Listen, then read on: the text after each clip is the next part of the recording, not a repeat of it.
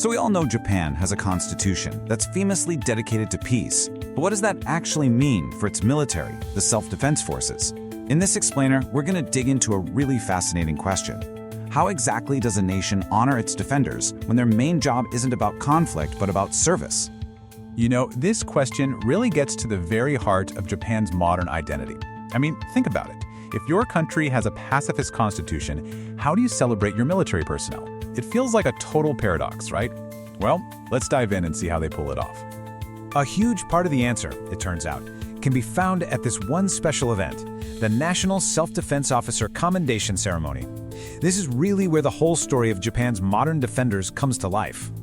So picture this. It's October 14th at the Hotel Grand Hill Ichigaya in Tokyo. There's this ceremony happening to recognize some outstanding members of Japan's self-defense forces, or the SDF. But this wasn't your typical military awards night. They were recognizing everything from international peacekeeping work to disaster relief efforts right at home. And you know, this isn't some new thing. It actually started way back in 1998. Since then, more than 230 individuals and entire units have gotten this award. That shows a real long-term commitment to honoring the kind of service that honestly often happens way out of the public spotlight.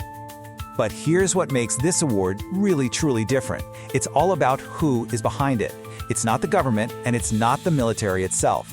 And that brings us to its most unique feature. It's civilian-led. Just think about most military awards you've heard of. They're almost always run by the state, they're often focused on combat, and it's kind of like an internal pat on the back. Well, the SDF award completely flips that script. It's the only major commendation for SDF personnel that's actually organized by civilians, in this case co-hosted by the newspaper, the Sankei Shimbun. And the whole point is to spotlight the kind of service people might not even know is happening, and to build that all-important bridge of trust between the citizens and the SDF. This quote from Tetsuji Kondo, the president of the newspaper, just nails it. The goal is to shine a light on that quiet, essential work that gives a deep sense of assurance to the nation. It's not about celebrating moments of crisis, but about recognizing the very foundation of stability. All right, so let's shift gears and talk about the speeches given at the ceremony, because they tell you so much about how Japan's leaders see the SDF's role in the world today. Her Imperial Highness, Princess Akiko of Mikasa, gave this absolutely remarkable speech. And she didn't just talk about current events. She did something really cool. She connected the SDF's modern missions to what she called a historical chain of gratitude that goes back more than 100 years. So what is this chain? Well, you have to go all the way back to 1890. A Turkish naval ship, the Ertugrul, actually sank right off the coast of Japan. Local villagers heroically rescued the survivors, and that event created this incredibly powerful, lasting bond between Japan and Turkey. Princess Akiko's point was that the SDF's humanitarian and disaster relief missions today are basically a modern continuation of that exact same spirit of compassion.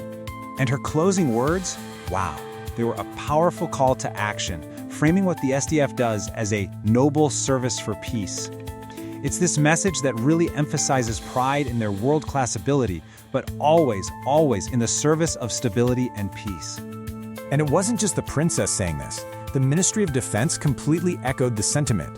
The Vice Minister Yozo Kaneko made it crystal clear that public trust isn't just some nice bonus, it's the absolute foundation of everything the SDF does. This just keeps hammering home how vital that civilian-SDF bond is. Okay, so we've heard the words. Now let's look at the actual deeds.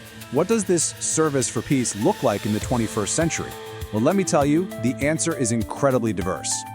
I mean, just look at the range of people who got awards this year. You've got a unit that developed Japan's entire peacekeeping officer curriculum for the UN. Another group provided medical and even psychological care for wounded Ukrainian soldiers. Then you have a veteran pilot honored for over 3,500 hours of flight time without a single accident. And get this, even majors who are pushing Japan's capabilities in space surveillance forward. It just shows you the modern mission is a far cry from a traditional battlefield. And hey, it's not always about the high-tech, headline-grabbing missions. Two chief petty officers, Hidaki Sato and Yoshikazu Mano, were honored for something that almost never gets talked about. Decades of dedicating themselves to training and building strong, tight-knit units.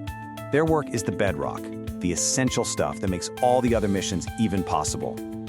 So when you start putting all of these pieces together, The civilian-led award, the message of gratitude, the incredibly diverse missions, a really clear picture starts to emerge.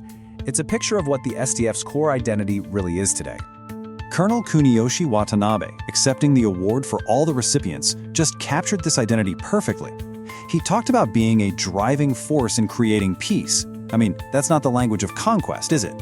That's the language of building something, of actively creating a more stable world. And one recipient, speaking after the ceremony, put it even more directly. They said their mission isn't about conflict, it's about peace. But, and this is the key part, it's a peace that's achieved. It's actively maintained through readiness, through unity, and through devotion to the people they serve. So, what does this all add up to? Well, the ceremony presented these honorees not as warriors, but as something different, stewards of peace. And that term, it really captures their modern identity perfectly. It's all about safeguarding stability, not just through military might, but through discipline, readiness, and a deep, deep commitment to humanitarian service. And for a final, really beautiful touch, the ceremony ended with a celebration march. This piece of music was actually composed for the 1959 wedding of the now Emperor Emeritus. So the music itself was this amazing symbol of pride and continuity in Japan's chosen post-war path of peace. And that brings us to the big question, doesn't it? In a world with all these growing tensions, this ceremony sends a really clear message about Japan's approach. But as challenges keep evolving, how is this unique spirit of service, this identity as stewards of peace, going to shape Japan's future role on the world stage? Now that is a question worth watching.